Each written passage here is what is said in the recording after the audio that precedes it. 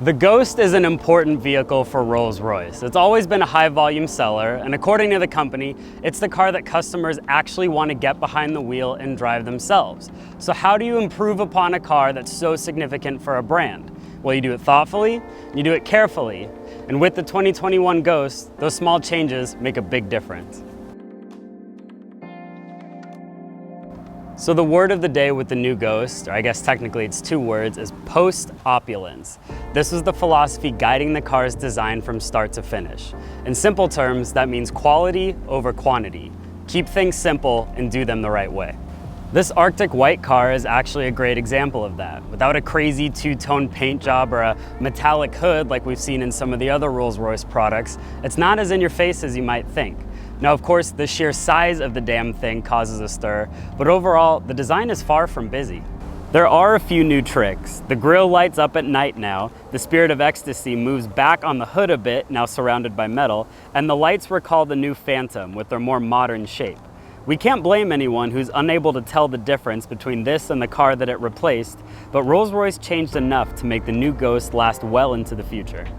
Before we hop inside, it's good to remember that the classic Rolls-Royce party tricks are still here. And that includes the famous umbrella that goes in the door. There's one on each side.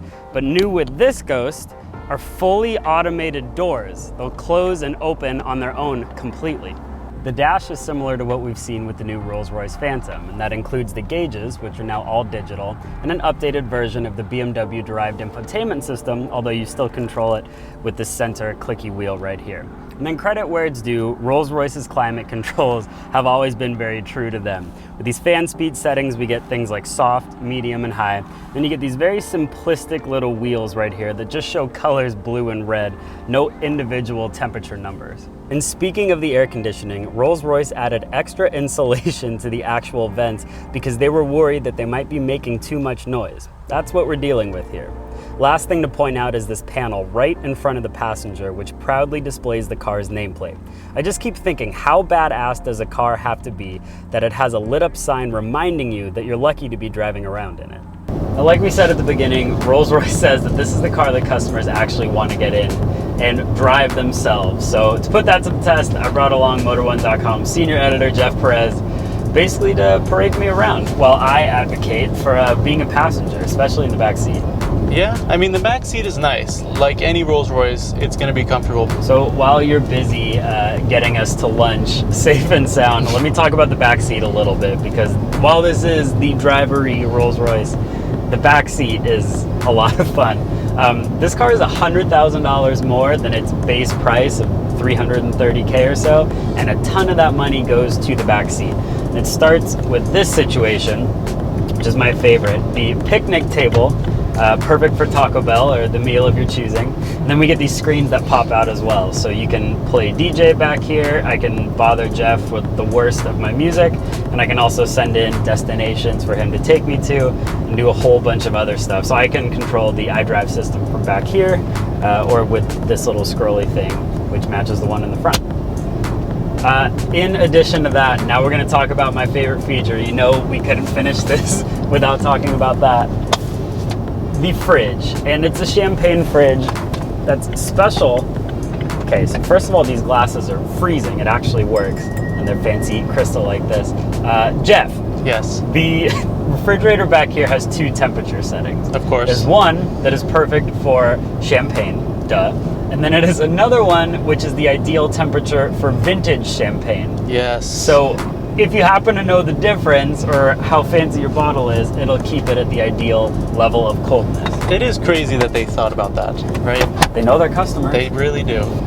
This car has additional options where you get rear ventilated seats, rear heated seats, massaging seats as well. But I think we agree that our favorite gimmick in the car, and probably our favorite gimmick in all of automotive, is this starry headliner. Yeah, this ceiling. Especially at night, right? And this is like the newer one, so does the shooting stars that go across? Yeah. I mean, it's just that. I love it. It's that kind of stuff.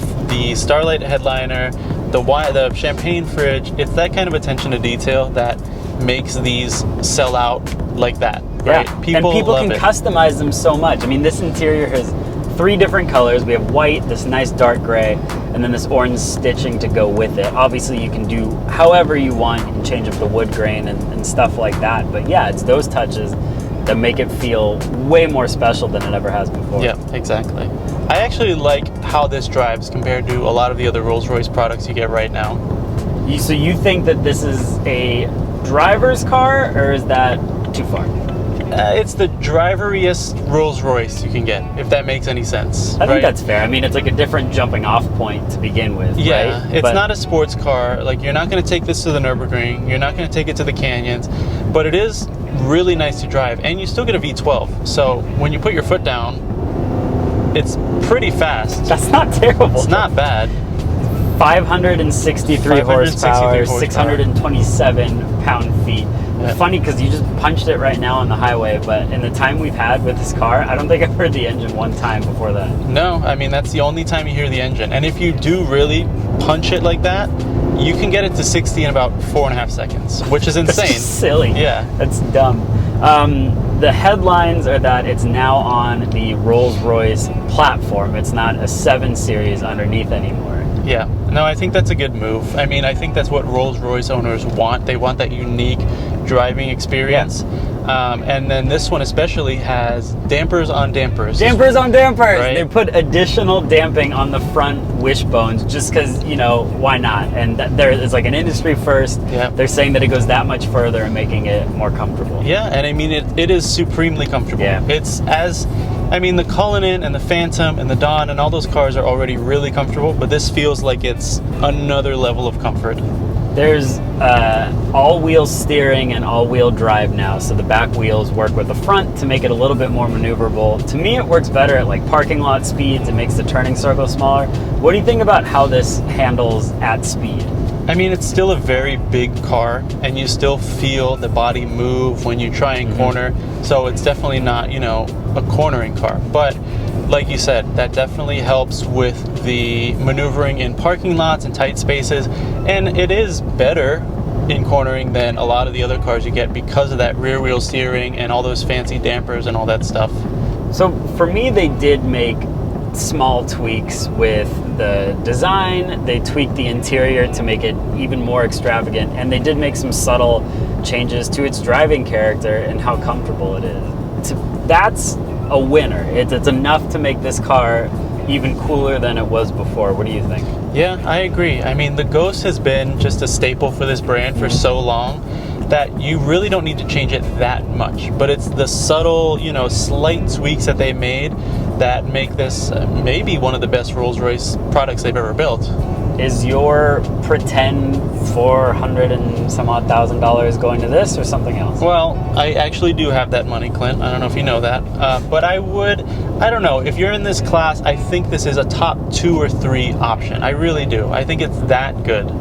Yeah, I mean, you could get something maybe a little sportier, but in terms of overall comfort and just how quiet and calm it is, this is pretty much the best car on the road. Yep, exactly. Now, where are we going to lunch? It's a good question, Clint. Well, you figure it out because you're in the front seat.